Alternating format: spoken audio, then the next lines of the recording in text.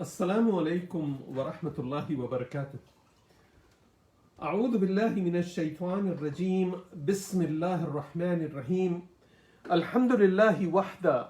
Wassalatu wassalamu ala man la nabiyyah wa la rasulu ba'dah. Sayyidina wa habibina wa habiballahi Muhammad ibn Abdullahi salawatullahi wa salamuhu alayhi. Allahumma salli ala Sayyidina Muhammadin wa ala ali Sayyidina Muhammadin kama sallaita ala Ibrahima wa ala ali Ibrahima innaka Hamidum Majid. My respected brothers and sisters, may Allah's peace, His guidance, His mercy, His forgiveness and His protection be with you in all stages and all phases of life until the day of judgment, inshaAllah. Today, my respected brothers and sisters, we will study one of the most important topics of the entire glorious Quran. Not only Quran, but also from Torah and also from the Gospel, the Injil. After Iman and its basic, its fundamentals, riba and usury, the interest, which is in Turkish is called faizcilik, and in Urdu it is sood, in Arabic it is a riba, is another topic that will decide, wa'ayadu billah, that will decide our standing on the day of judgment. Almighty Allah explicitly and clearly says that the violators of this commandment will face the wrath and anger of Allah subhanahu wa ta'ala, and their final abode will be fire forever, regardless of their abiding their abiding by all other elements of faith. If somebody is abiding with all other elements of the faith and involved in usury, riba, the faizcilik, interest and sood, then he will wind up forever, live forever in the hellfire. Wa'ayadu billah wallah. Therefore, it is extremely important for all of us to understand, those who have means and those who don't have means, to understand the difference between legal trade and exchange and prohibited exchange through riba, usury and faizcilik.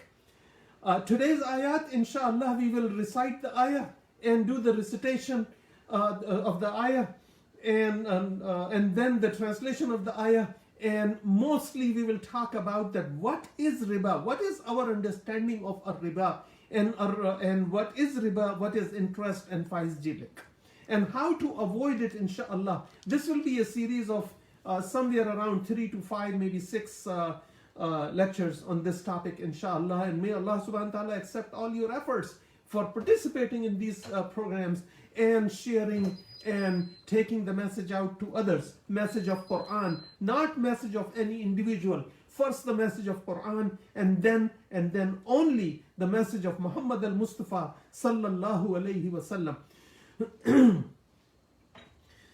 أعوذ بالله من الشيطان الرجيم.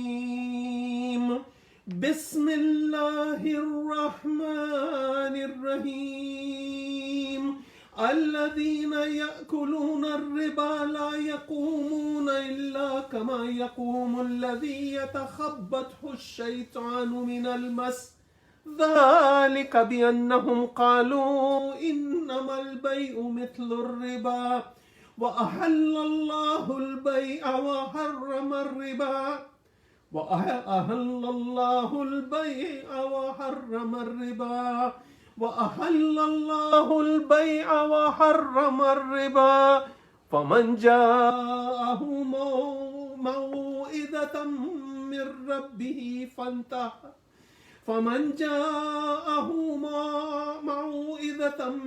ربه فانتهى فله ما سلف وأمره إلى الله ومن آد فأولئك أصحاب النار هم فيها خالدون. يمحق الله الربا ويربي الصدقات. يمحق الله الربا ويربي الصدقات يَمْحَقُ اللَّهُ الرِّبَا وَيُرْبِي الصَّدَقَاتِ وَاللَّهُ لَا يُحِبُّ كُلَّ كَفَّارٍ أَثِيمٍ. صدق الله العظيم. Now the translation of these two ayat, my respected brothers and sisters, before we go into the definition of riba and how to avoid it. Those who consume interest would not stand on the day of resurrection except as one who is beaten, who is being continuously beaten by shaitan into insanity. That is because they say that trading is just like riba, but Allah has permitted trade and has forgiven interest and usury.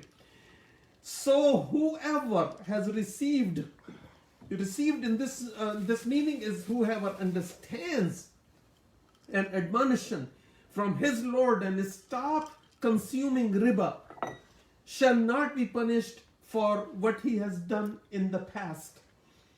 And his case will be with Allah to judge.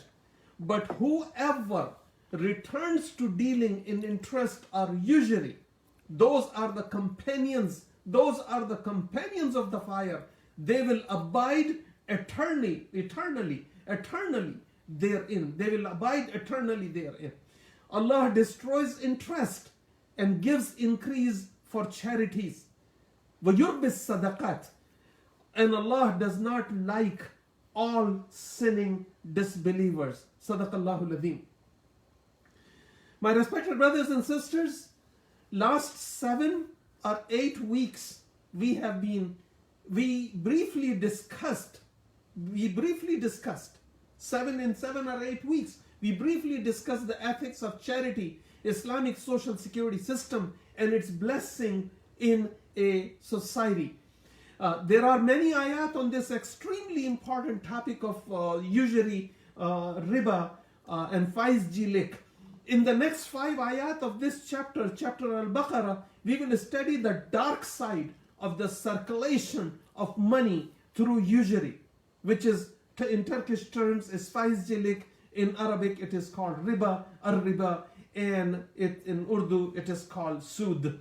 While the mandatory charities, zakat, and the voluntary charities, sadaqah, encourages giving and generosity and purification and creating growth and cooperation among each other and social welfare, it is all for in here and in the hereafter. And of course, in between those two, here and hereafter, is grave. Our time in our own qabr, in our time in our own mazar. The usury is about, as Islam talks about generosity and purification of and earning from the right means and consuming on the right means in voluntary charity and the mandatory charity, which is zakat, voluntary charity, which is sadaqat. The usury Islam talks about shows its stinginess and greed of those who have money in their hands, for the benefit of the few already controlling the resources of an entire mankind, their lives and their livelihoods of deserving people, and also not only deserving people, those who are poor, and they had to go to this interest and usury and faiz-jilik, but also those foolish spenders, those who don't stop spending and fall into competition and fall into debts and fall prey to these vultures who lend money. By the way, you all know that I'm not a man of finance, and this is not a finance 101 class, so I won't be going into too much details, but we will be looking. And it is also beyond the scope of today's program to discuss all practical methods of the Islamic financial systems. We will superficially study in next few weeks the Quranic injunctions, the rules and regulations of lending and needing, the borrowing, the giving, earning and spending money lawfully. Islam prohibits a riba, Islam prohibits a riba and encourages tijara. There are other things which can be done, and I would use only Arabic terms for it, like tijara, the trade. Because Allah subhanahu wa ta'ala said that ahallallahu al-bay'a wa harrama al-riba, that Allah has given permission for you to get involved in trade, but stay away from the usury. So it is the other terms are the tijara, the mudaraba, the murahiba, the musharika, the ijara, and dain, and qard hasana, and so forth, and so on and so forth. Of course, people will need money for anything else, for any reason in exchange, and it has to be a valid reason that you are needing money. But you still will avoid the riba and the usury. And for a reason or other, the humankind will always be needing money, because that's the exchange for trade and barter or anything else. The fundamentals of Islamic financial systems are two. Number one, sharing in profit and loss. Sharing in profit and loss. A person takes house on loan, he owes $500,000 on that loan. If the house value drops and you sell it for $300,000, guess what? You still owe $500,000 to the lender. So it is against Islam, because there is no sharing in profit and loss. And the second one is prohibition and collection of payments of interest. Anybody who is involved in that or facilitates a loan which is where there is a riba or usury or interest is involved, is committing sin against Allah subhanahu wa ta'ala. Against Allah subhanahu wa ta'ala. The Sharia compliant institution, where there are few, give commercial loans and make profit through equity participation, requiring the borrowers to share the profit instead of paying fixed interest or interest over interest on money borrowed. What is the example of interest over interest? You know, when you miss one payment on your credit card, see what happens next month. You know, the worst example of usury is your credit card. The highest, the robbing of the entire community takes place through the percentage of interest on your credit card, and you see it. They are good fishermen, 0% for these many months. And then if you continue to go for 0% in so many and keep changing cards, then your credit rating goes down. So and they only give money, the poor, if there is a zakat system, or in America or in European world where there is social security system, or help through the city, counties, and the state or the federal government, you can use those facilities. But in majority of the Muslim countries, those things do not exist. But we still fall into riba.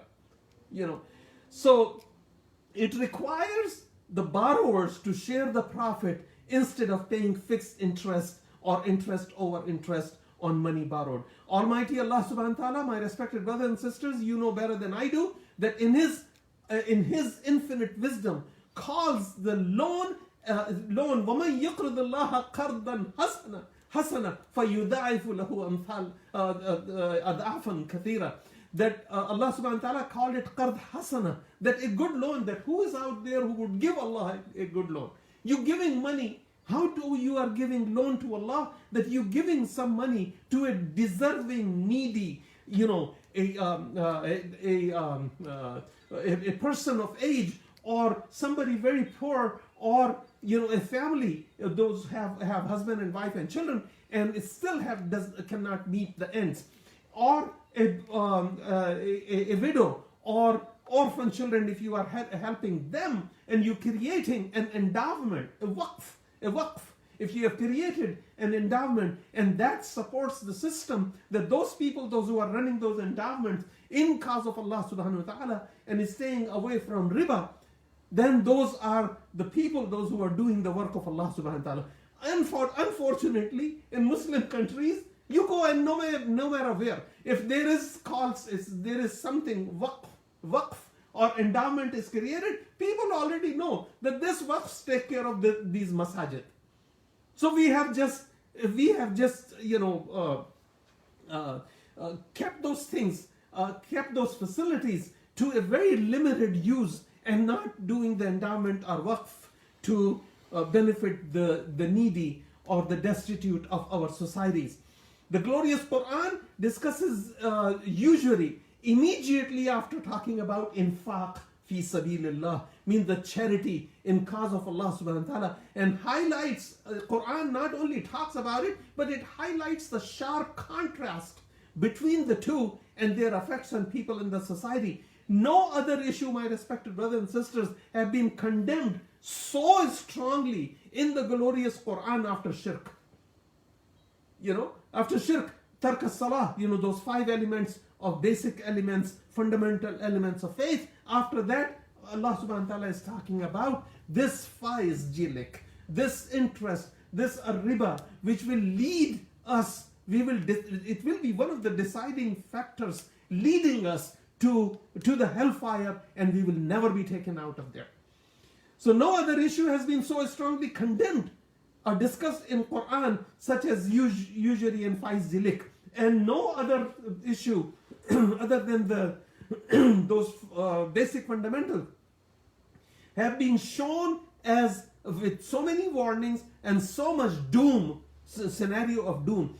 The ayat on this topic shows one of the most persuasive and one of the most pervasive evils, and if we do not refrain from it, so Allah subhanahu wa ta'ala reminds us that if you don't give up the interest, then Allah and His Messenger is declaring a war against you. What are our chances to win the war against Allah or His messengers? Any of His messengers? In the light of widespread human suffering, we could appreciate the reasons why Quran condemns the evil practice of riba. We are, open your eyes and see when the economy goes down, see how many bankruptcies are there. How many companies are closing? How many people are on unemployment line? Because people have to pay these bills to these loan sharks, and you don't have it. You don't have it or have the means to pay it. It's not only Islam, but also Judaic and Christian and Islamic scripture equally prohibits. As a matter of fact, Judaism even talks about the one who deals with interest, regardless of what Jews are doing today. Okay, the good following Jews, the scripture is talking about, and it says that those who deal with usury and interest and faiz jilik, if they are Jews, then they should be put to death. The scripture talks about it, and I'll give you a direct quote from there. The Mosaic law teaches its followers that the loan should be made to friends and brothers in need, without any riba, without any usury, without any interest accounted are taken for. In the book Leviticus, 25th book of Leviticus, verse 36 and 37, my respected brothers and sisters, says, if any of your fellow Israelites become poor and are unable to support themselves, help them as you would help a foreigner or a stranger, so that they can continue to live among you. Do not take interest or any profit from them for the money you have given them, but fear your Lord, so that they may continue to live among you in equality. You must not lend them money at interest or sell them food if they are poor. Sell them food if they are poor at a profit.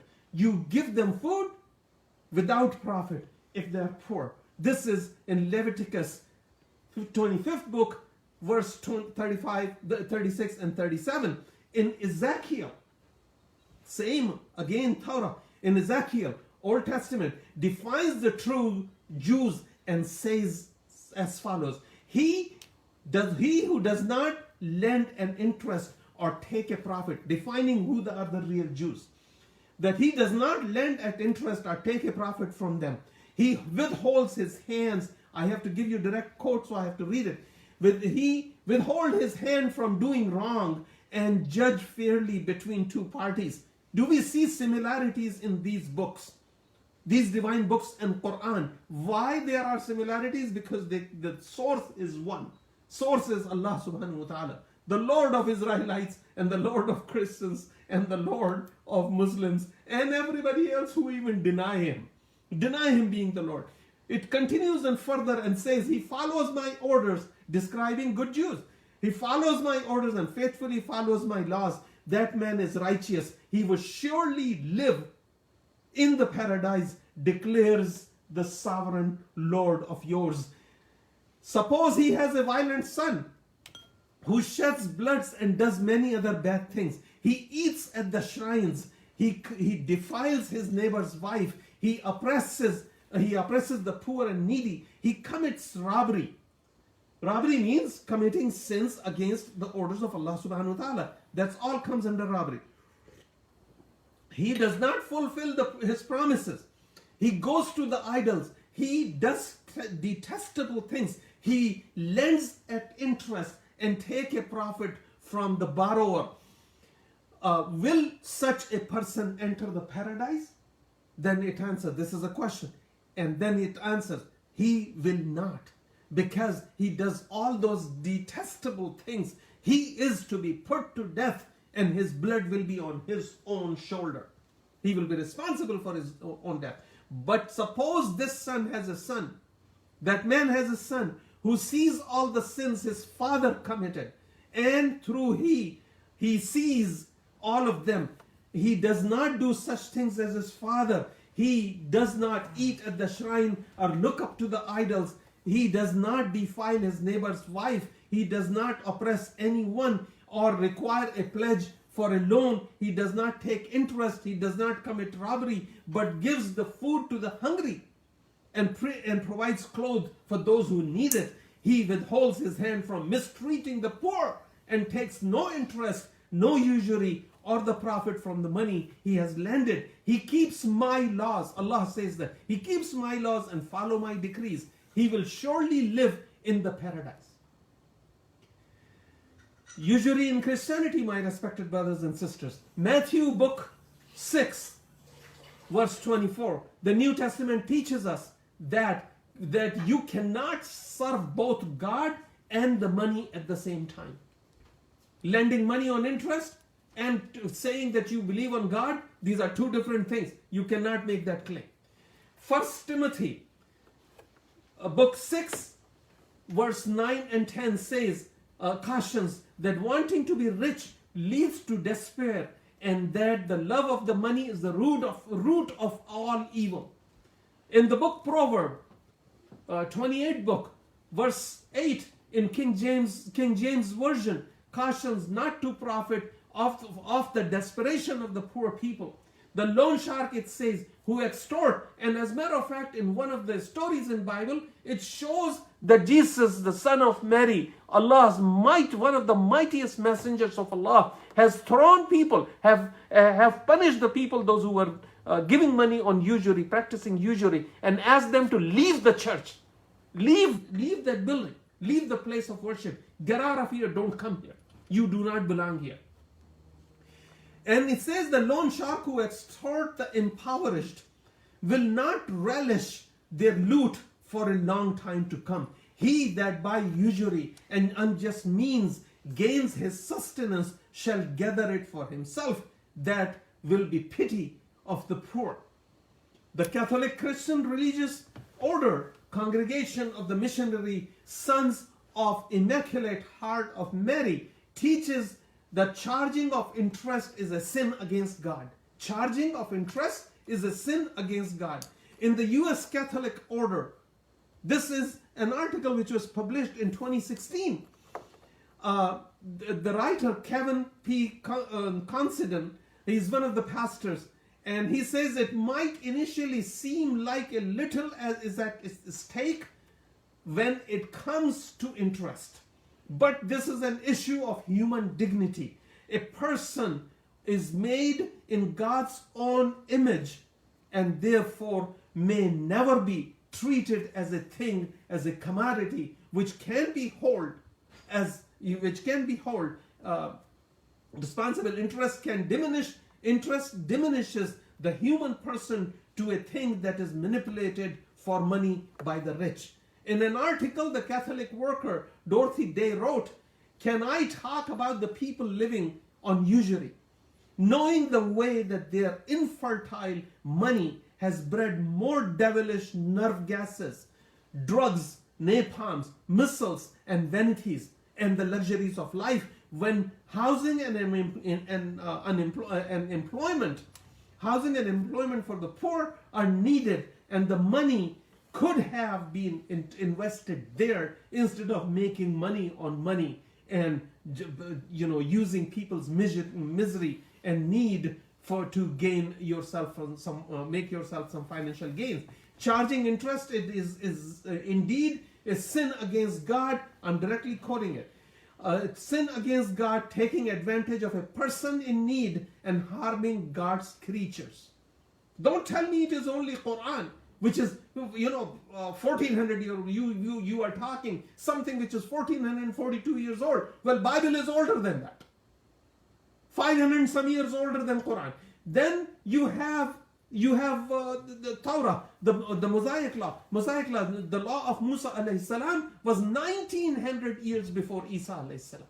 So it has been for thousands of years, but all these mighty messengers and representative of Allah subhanahu wa ta'ala. And today, because we fall into it, we are looking for scapegoats.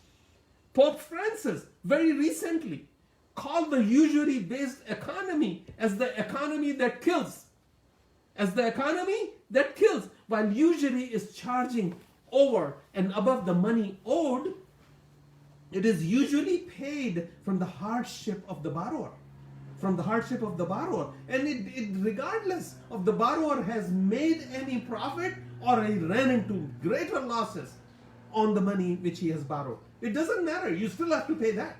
Even it was not your purpose to borrow so you can lose the money. No fool does that. No fool does that. My respected brothers and sisters, today we have more resources available to understand Allah subhanahu wa ta'ala's wisdom. We can't say that I didn't know. Well, if you don't know, go find out. Go find out. Go find out from Quran and from his Tafsir and the sayings of the Prophet Muhammad al-Mustafa sallallahu alayhi wa sallam, the sayings of Jesus. Go find out from the Bible and go find out those unadulterated things in Torah and Bible and all other divine books. Go find out and you will see what Quran says is exactly what those books said for last thousands of years. Thousands of years. Nobody is trying to take you back to the copper age or the stone age or ice age or things like that. This is the question I've always faced. You talking about 1442 years ago? No. You want to look at the example of Christianity? Go look what Pope Francis said. Go look what the Bible, Torah is saying. It's still saying. We have more resources available, my respected brothers and sisters, to understand Allah's wisdom, His clear orders, His principle, and for the greater good of the human society. In today's world, my respected brothers and sisters, we have all the signs and evidence why Quran prohibits usury, riba, faizilik, interest, sood. Why Quran prohibits? Look around yourself and why it addresses it in such a strong way. We see the greed, the rat race, the havoc and misery of a usury-based financial system brought upon the entire world, on morals and religions, on education, on healthcare and economy and economic growth of the so-called modern society of today. Having provided all the opportunities to learn, understand and practice the orders of Allah subhanahu wa ta'ala, Quran warns all individual groups, nations not to destroy themselves in defiance. It is just like a traffic light, just like a stop sign. Go through the stop sign, see what happens to it. And we are having head-on collision, we're destroying ourselves, but we continue because we love Amazon. Just buy and buy and buy what we don't need to buy. This is based on competition. This is based on show-off. we have two contrasting socio-economic systems, my respected brothers and sisters, which you know better than I do. The divine system and the man-made, corrupt, usury-based, un-Islamic, unreligious system of finance.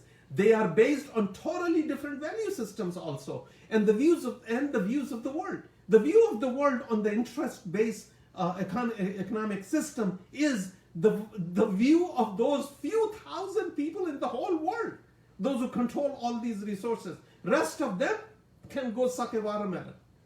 This is the view. This is the difference. The economic system of Islam takes an overall view of life based on the fundamental belief that Allah is the creator. He is the undisputed master. He is the undisputed lover of you, and ordains what is in our best interests. Almighty Allah subhanahu wa ta'ala has shown us two clear paths, the path of good and the path of bad. And He has left it upon our free will to choose our destiny. Allahu Akbar. He left it on our free will to choose our destiny. However, it is humankind's best, it is our best interest, my respected brothers and sisters, to live and behave according to His laws. As member of the society, it is our obligation, my respected brothers and sisters, that we must look after one another's welfare and share the benefits of what Allah has provided. Nobody was born with it. Allah has given us these things in this life. Islam encourages responsible and regulated private ownership. Islam is not about Marxism or communism or socialism, that the state owns everything and you cannot have nothing. No, Islam encourages responsible and regulated private ownership. Those who have should share with those who don't have, who have not, and all are equally required to seek work and earn their living to the best of their capability. No capable member of the society, my respected brothers and sisters, is allowed to live off of somebody else, be a couch potato. Whether he is your brother or sister or mother or brother or sister, parents and families, they are our responsibility. We earn and we support them. The comprehensive Islam establishes that zakat should be collected by genuine Muslim government. Well, go look for that animal in today's Muslim world. There is no Muslim government in the world today, no matter what you name your country and how many birthdays of that country you celebrate. Providing, the genuine Muslim government, which provides a comprehensive social welfare system for the deserving and the needy. Islam continues to encourage people with means to give voluntary charity, sadaqat, individually and collectively. And it encourages us by establishing endowments, the waqf, helping the entire society in all fields of development, social security and genuine reform. How do we help the entire society? The one who owes the zakat, we take it from him. A genuine Islamic government take that zakat from that person or entity and distributes it where it is needed the most, on the basic needs of life, like education, healthcare, water resources, the education of the people, and employment opportunities for the people. This all is established through zakat. If an Islamic government, a genuine Muslim government, can collect that to provide that comprehensive social security, social welfare system. But at the same time, the waqf, the endowments are established through sadaqat, which does not have a need, a set limit. Like zakat have 2.5%, or khumus and ushr, and all those things on agricultural incomes. But on sadaqat, there is no set percentage. A person can give whatever he wants to give, little or more. It all depends upon your desire to refrain from deliberate disobedience of Allah subhanahu wa ta'ala, which the other name of it in Arabic is taqwa. We have been told that taqwa is fear of Allah. La wallah, taqwa is not fear of Allah. Fear of your own deeds that can put you against Allah subhanahu wa ta'ala, violating His limit, But taqwa actually is the deliberate, to refrain from deliberate disobedience of Allah subhanahu wa ta'ala, knowing that what I'm doing is wrong. And that requires us to learn and study first and understand what is right and what is wrong. We don't do that. We are accidental Muslims. We were born to Muslim parents. Look at those who were not born to Muslim parents and they are Muslim today. Most of their actions are much better than the actions of those who are born Muslim. And they claim like Islam is their property, that nobody else can have it because they know it better. Islam continues to encourage people with means to give voluntary charity, sadaqat, individually and collectively, and create endowments, my respected brothers and sisters. Our honest to no bone Muslims, there is no bone in the Muslim leadership's body of Muslims government today in the entire world, that our honest and to no bone Muslim government have created endowments which are generally recognized or understood that these are the departments which control the masajid. Tell the imam what to say, what not to say. Or just take care of the toilets in the masjid and this and that and waqf, awqaf, wizarat awqaf. So, but nobody is going through understanding that what is the endowment and how it is created. It is created from sadaqat and khairat of people, those who want to give, even walau bishaqqat tamara, even it was equal to a piece of date. You give, and that goes to endowment which feeds somebody, or you feed somebody yourself. And then this is the condition of our Muslim governments. But the rest of the ummah, mashallah, tabarakallah, except a very few, illa man rahimullah, that we are sitting idle. We are sitting idle as idols. We are sitting idle as a sanam, as a but in Turkish.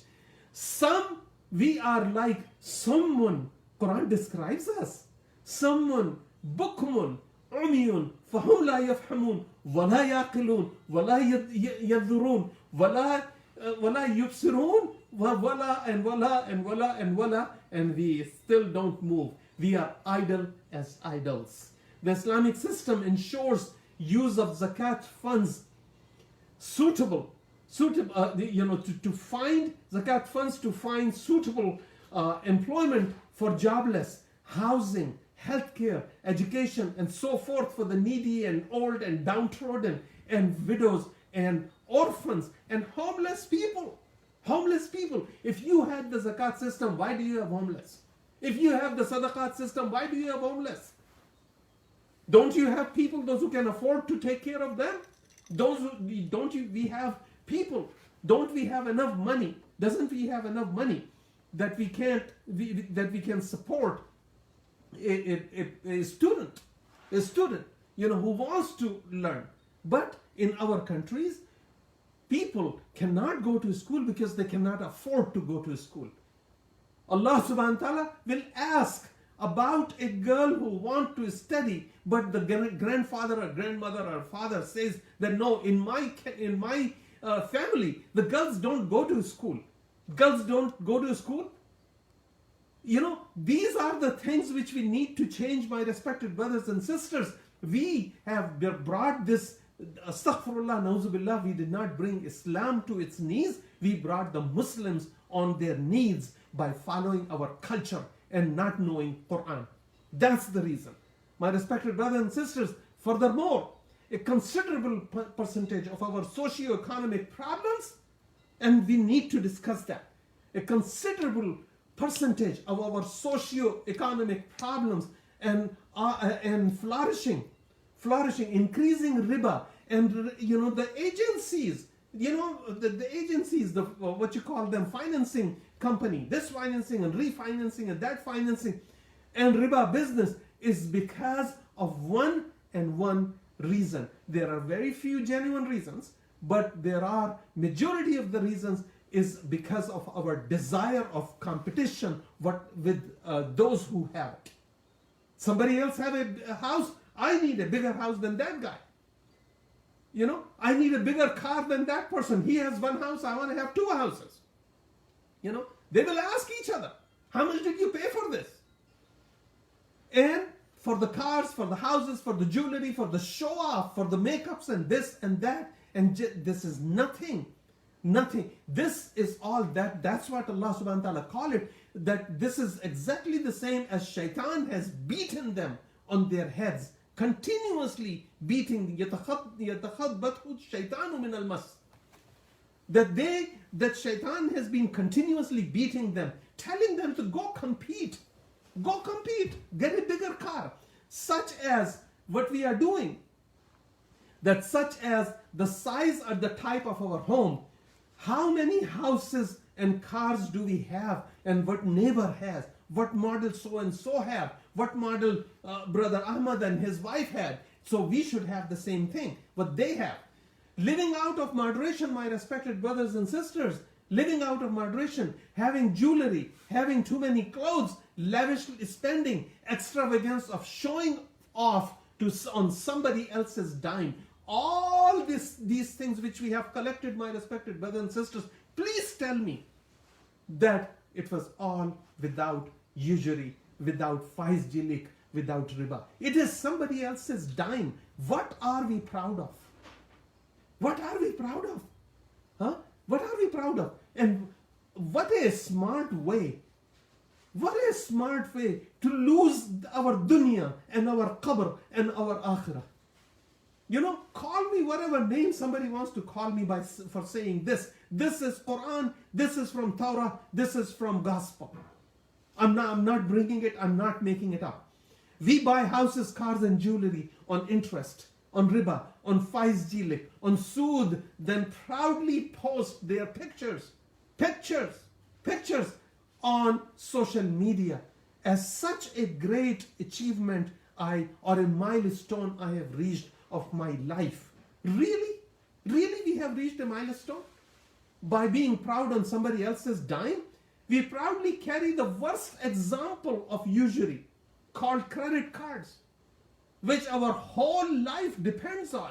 There is nothing wrong with having a credit card as long as you pay your bill as soon as you get home before they start charging you interest. Better yet, don't buy what you don't need. When you buy what you don't need, you are supporting the shaitan and its agent on this earth, which are very few thousand. And we'll come to it. Why did I say very few thousand? There is nothing wrong in earning and spending in permissible way. No matter. There is no limit for you that when you reach $1 million, you should stop earning. No, Allah does not say that. Go earn, but earn in the permissible way. And then spend on zakat. 2.5% only. You can keep 97.5% what Allah gave you and just spend 2.5%. Then sadaqat, they are not mandatory. They are voluntary charity. You want to give, you should give. But once you get into that mode of giving, my respected brothers and sisters, wallahi, once you adapt giving, you would love to give. You would love to give more. There is so much in it. You know, I have several examples of people that you ask them, don't ask them, and you just watch them what they do and how they give.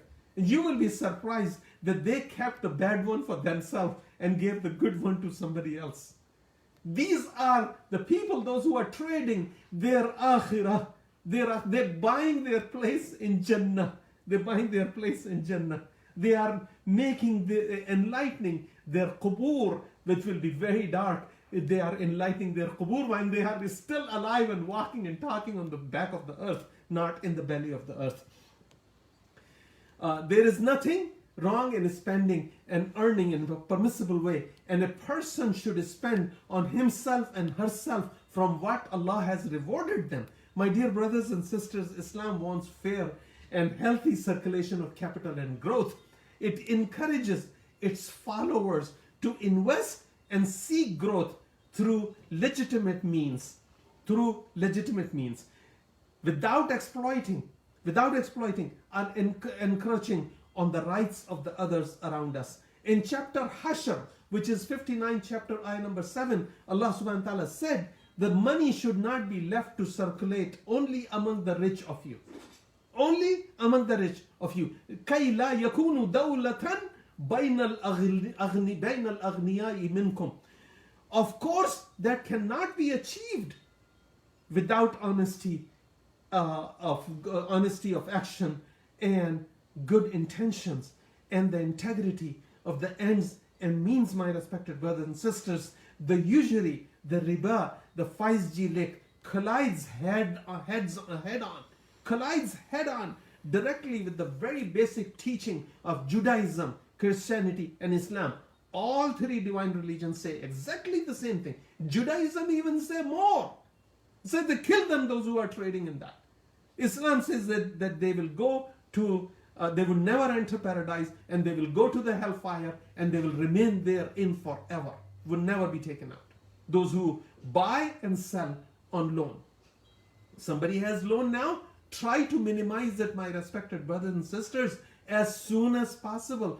Control your habits. The one which you pay to buy something which you don't need, pay towards what you owe to somebody else.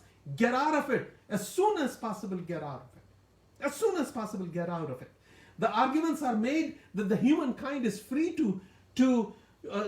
as to how, what, when, and where he can accumulate, enjoy, and use wealth without any obligation or liability towards the others. It would not matter if thousands or millions of people were to suffer in the process of me changing or paying, in process of me charging or paying usury, riba, and 5G lick. It does not matter to me. Do I deserve to be called a human if I think that, and if I continue to do things or buy things in competing with somebody else and be proud of it on using somebody else's dime? What kind of foolishness is this? Words have to be said, my respected brothers and sisters. We are in coma as a nation. Jews, Muslims, and Christians, all three of us, religious people, are in coma for not thinking about the religious injunctions of their respective divine books.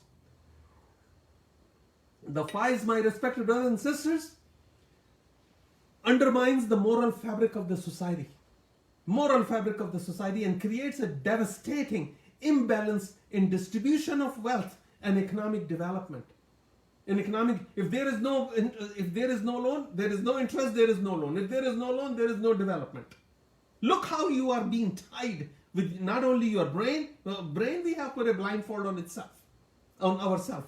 Our hands and legs are tied by these few thousand people in the world, those who lead this whole vicious doom for the entire humanity. The lenders are always the greatest benefactors of whatever goes on, with no regard for human value. Efforts are suffering. These powerful individuals and institutions not only control the world economy, they also have enormous influence on our political and even religious leaders. They undermine all divine religious beliefs and encourage moral degradation through excessive spending and competition with each other. Those few thousand main lenders in the world today manipulate the entire world economy for their benefit. They create and fuel economic crises all over the world and divert the economy's development, production, and sources of support away from the common people towards their own personal interest. They control political, economic, media, and entertainment world today, creating a universal myth that the usury is a good thing. Take money and continue to pay me for the rest of your life. That's a good thing they are showing you. The natural aspect of the economy, without which there would be no economic prosperity and growth. This is the picture that is being shown, and fools fall for it. If you are in debt, if you owe somebody money, instead of buying things which you don't need, go pay that person, go pay that corporation or company.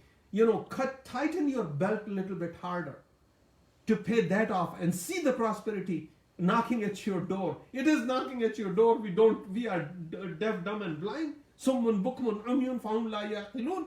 We are not opening the door to the prosperity which Allah subhanahu wa ta'ala, the God the Almighty, have guaranteed in Torah, in Gospel and in Quran. The divine religions of Judaism, Christianity and Islam aside, a considerable number of independent Western economists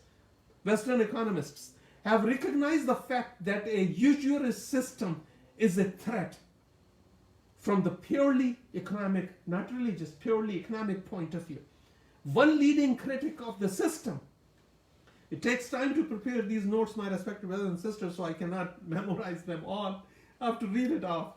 One leading critic of the system, Dr. Schacht, a former governor of German Central Bank, in one of his speeches said, with an infinite mathematical calculation and operation, it would be possible to show that the total sum of all liquid money available for lending in the world ends up in the hands of very few thousand, maybe around 1,000 to 2,000 people, those who lend money on usury, on faiz, on interest and on sood, because a usurer lender gains in every deal while the borrower is held responsible for the losses, and he continuously suffers even after the time of the maturity of his loan. He continuously pays.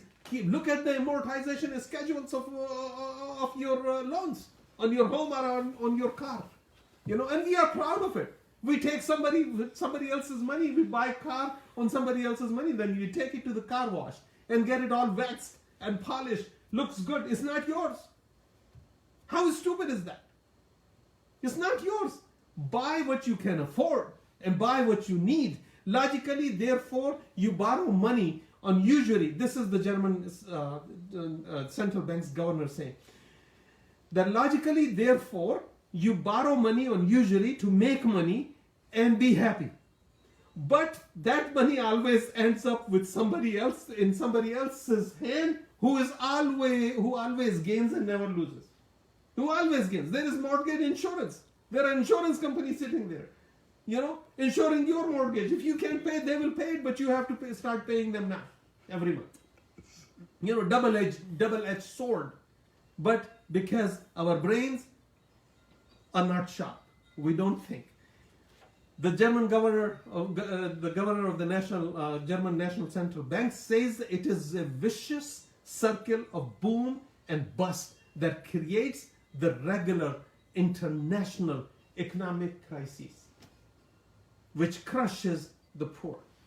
All the rulings issued by the ulama of Sultan, these scholars of Sultan paid by the government, sheikh this and sheikh that, the official clergy, this is the official clergy, religious leaders, a brutal, tyrannical, so-called Muslim leaders of today, in which they have given fatwas, in which they show that usury can be accommodated into the Islamic system, is nothing but for the reason of control of their master, these vicious, tyrannical, dictatorial leaders of the Muslim world of today, so-called Muslim world of today, just to keep their grip on the power. Keep people making money to keep paying it to the rich, and so those who are in power continue to keep their grip on the power. We are at a point, my respected brothers and sisters, that we are buying buildings and lands to make masajid, to make a place of worship on usury, on interest. And then we turn around and curse Jews and Christians and say that they have a conspiracy against Islam. They are the enemies of Islam, that they have created this system. Now, some of the scholars have said it is okay to build masajid on interest. Where does it tell you that if you live in a community, your masjid have to have a chandelier of this size, and masjid should be of this size, and it should be in a building like this, and it should be this, it should be that? While if you have not taken care of your orphans, your homeless, your sick, your orphans, and your widows, and those who cannot afford to get married, boys and girls, if you have not taken care of that, what right do you have to use the name of Allah to build a house of Allah on interest? On interest. It's not Jewish conspiracy. It's not Christian conspiracy against Islam. We are the greatest enemy of Islam has ever seen. If man thinks that some of his action cannot be governed by the terms of the God's covenant, he lives in a fool's paradise. He lives in a fool's paradise which will disappear. That paradise will disappear from his vision as soon as he disappears. As soon as it disappears from the face of this earth. Your eyes close, Malik al-Maut comes upon you, the angel of death comes upon you, your body is being washed, it's being put in coffin, and then taken to a cemetery. All these things will disappear. All these fatwa, that it's okay to get money to build a masjid from usury. The principles, going back to the Jewish, Christian, and Islamic text, my respected brothers and sisters, a religio-economic system is built on moral and ethical principles and boundaries. Ethical and moral principle and boundaries. Not suffering for the one who borrowed and extravagance for the one who lended the money. The principles of Quran and Gospels and Torah are not matter of choice, which the Jews, Christians, and Muslims can adapt or drop any part of it. They are anytime we want. That's what we are doing, and still call ourselves Jews, Christians, and Muslims. A usury-based economic system. A usury-based economic system encourages greed, my respected brothers and sisters. It encourages selfishness. It encourages lust. It encourages lechery and dependency on things which do not belong to us. You get something, it is not yours, and then you put a picture on Facebook. Look at my new car. Look at the house. Look at the beautiful house I just bought. You didn't buy it. The institution of usury in the modern world has opened the gates for the most sinister and corrupting investments ever known to mankind. Like I mentioned, that Jesus at one point, it says that Jesus have asked those people that they would be punished. They were using the usury, they were giving money on interest to people. He said, either you leave here or I will punish you. This is not somebody else saying. This is one of the mightiest messenger of Allah subhanahu wa ta'ala, 500, 600 years before Muhammad al-Mustafa sallallahu alayhi wa sallam, and before him Musa alayhi salam said that. Allah subhanahu wa ta'ala sent Torah to Musa, in which it is said what it is said about usury, and it's an open invitation. Go find out yourself. Don't come after me. The institution of usury in the modern world, it's most sinister and corrupting investment ever known, such as the drug trade. Borrowing to pay the lender. People are going in prostitution, going in human trafficking, going in selling liquor, going in selling drugs, going in using drugs, and it's all in pursuit of guaranteed astronomical profits which are shown to you. Borrowed money is not used in the service of humanity, my respected brothers and sisters, but for maximizing profit for few thousand people in this entire world. 7 billion people, only few thousand people are running it. regardless of the nature of the trade or the method of profits are realized. Borrowed money, it does not matter what method is used to give you the money or what method you are using to earn money to pay these loan sharks.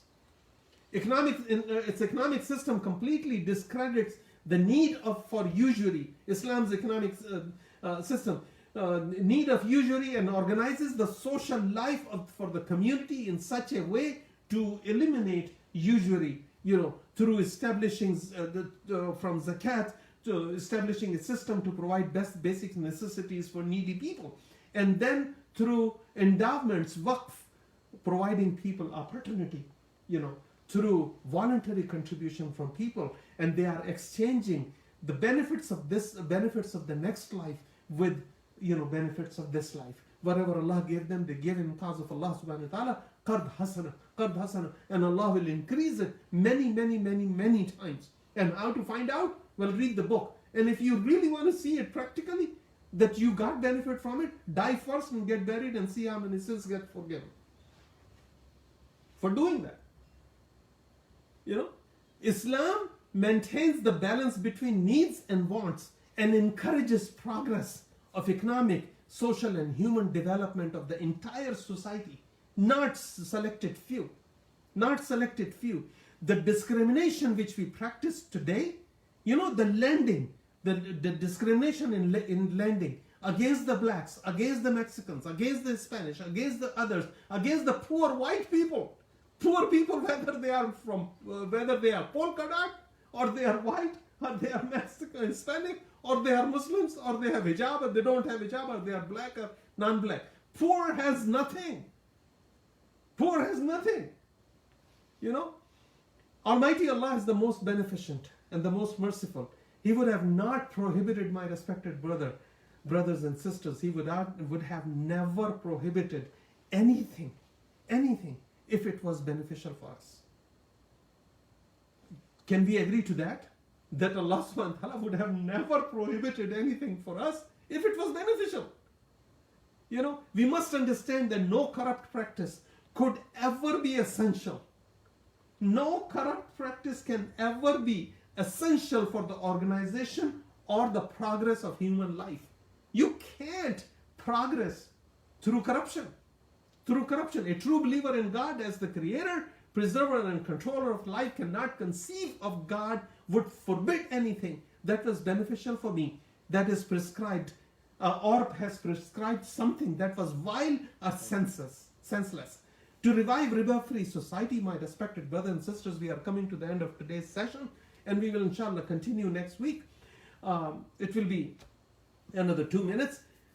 To revive the riba-free, faiz-free, suit-free, interest-free, usury-free society, and establish the orders of Almighty God for Jews, Christians, and Muslims, and others on all faith or have no faith, to create a society for them requires studying, requires learning, requires understanding, and requires practicing what you understood and what you learned and what you established. And those things are clearly defined in all divine scriptures, my respected brothers and sisters, and I gave several examples of it. It also requires determination on our part. If we are like fish that we'll stay in the water, if we come out we'll die. Majority of the fish will stay in the water. But it requires determination and concerted, well-considered internal and international efforts by the leaders of the Muslim countries of the world. Well, world is there. There are countries which have majority of Muslims live there, but there are no Muslim countries. And definitely there is no Muslim leadership today. The current so-called Muslim leadership gives and takes and trade on riba themselves and make billions from the misery of people in need and country in need, those who equally face the same direction of the Qibla. You giving them money, you taking their usury, and you taking riba from them, and you call yourself this and that of Islam.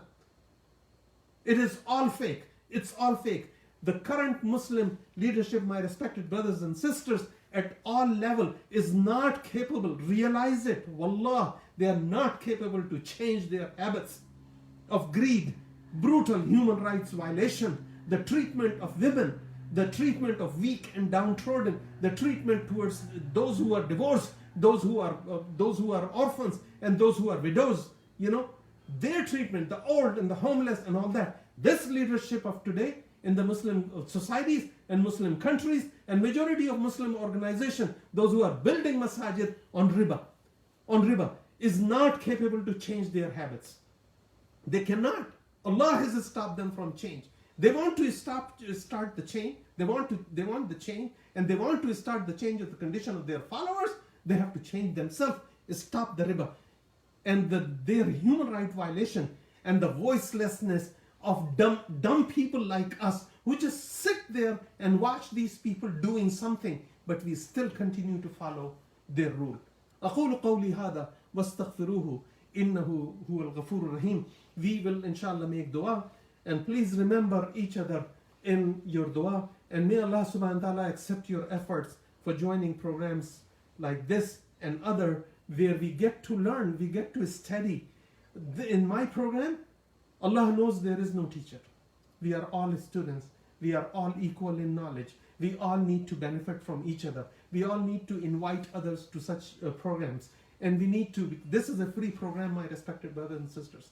There is nobody, I don't do fundraising, I don't collect money, and definitely I'm not going to build a place or an office or something and borrow money to build it, and ask you to pay my bills.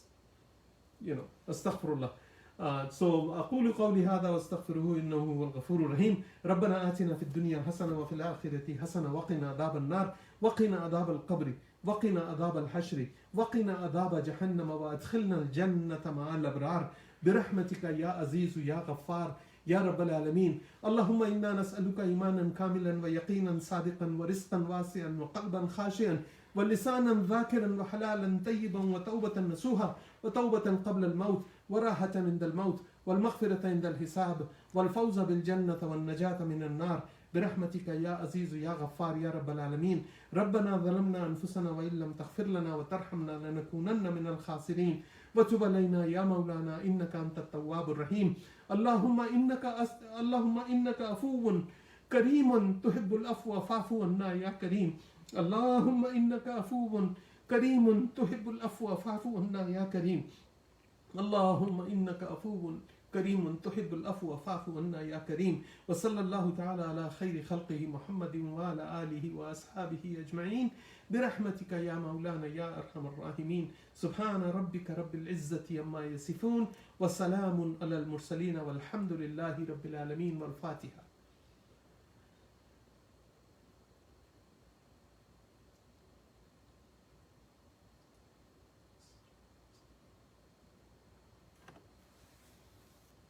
لا إله إلا الله محمد رسول الله.